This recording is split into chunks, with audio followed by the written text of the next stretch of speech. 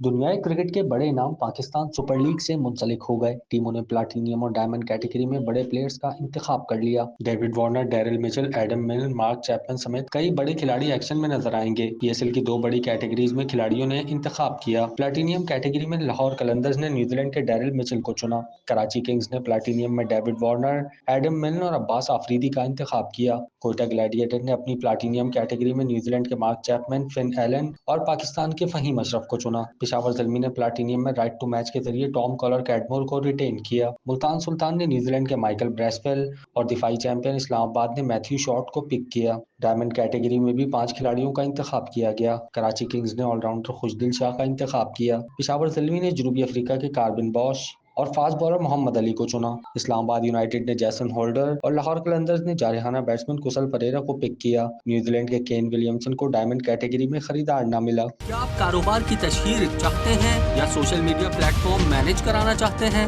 تو دیر کیسی، ابھی رابطہ کریں اونلی نیوز کی ٹیم سے۔ ہمارا کانٹیکٹ نمبر آپ کی اسکرین پر ہے۔